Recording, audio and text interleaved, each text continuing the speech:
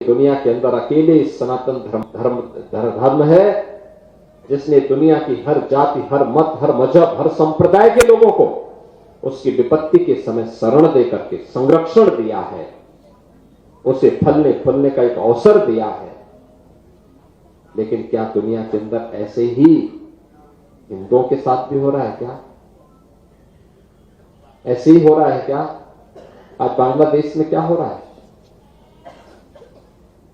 पाकिस्तान में क्या हुआ था? इससे पहले अफगानिस्तान में क्या हुआ था? मैं पूछना चाहता हूं उन लोगों से, कौन वे लोग थे जिन्होंने देश के अंदर सनातन धर्म से जुड़े हुए उन मान बिंदुओं को नष्ट करने का काम किया था? और क्यों किया था? उसके पीछे की नीयत क्या थी? उसके पीछे की नियति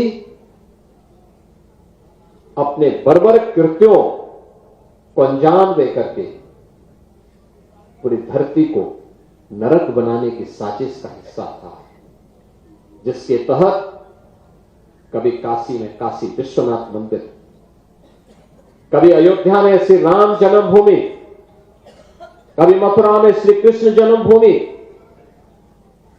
कभी संभल में कल के अवतार की हरिहर भूमि,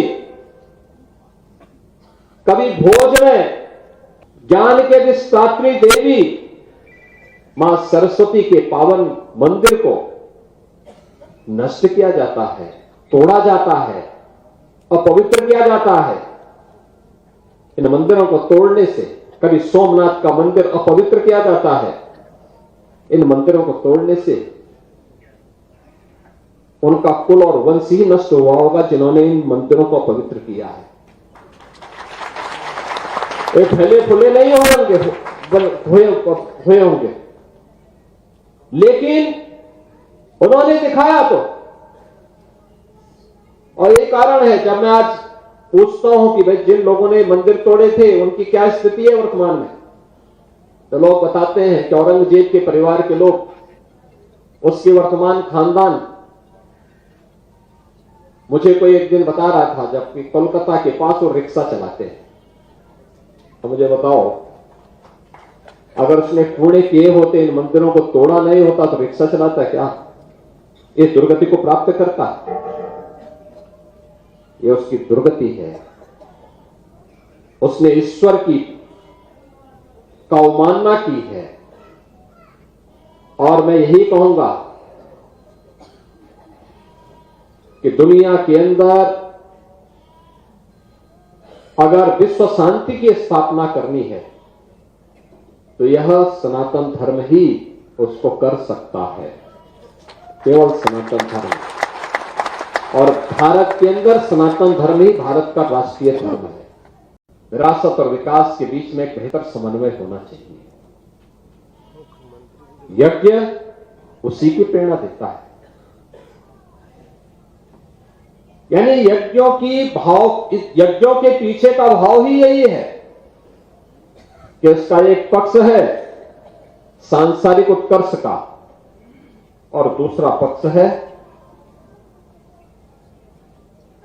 जीवन में सफलता के लिए मुक्ति प्राप्त हो। सांसारिक उत्कर्ष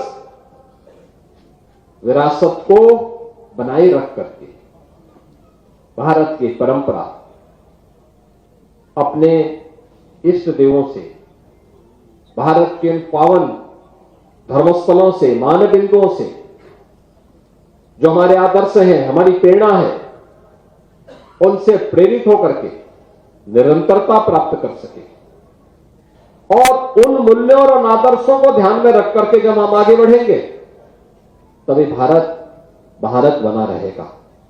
और ये हमारा सौभाग्य है कि आज प्रधानमंत्री मोदी जी के नेतृत्व में पूरा देश अपनी विरासत का कछोड़े बनाए रखते हुए विकास की एक नई बुलंदियों को छूता हुआ दिखाई दे रहा है। फिर से नया भारत एक विकसित भारत के रूप में आगे बढ़ रहा है। इस विकसित भारत के लिए हम सबको आगे मिलकर के काम करना होगा। और मैं बार बार इस बात को कहता हूं कि अगर विश्व मानवता को बचाना है तो उसका एक ही मार्ग है, वह है सनातन धर्म का सम्मान करो। सनातन धर्म सुरक्षित है तो दुनिया में सब कोई सुरक्षित है। আমাদের ভিডিও ভালো লাগলে লাইক এবং শেয়ার করুন।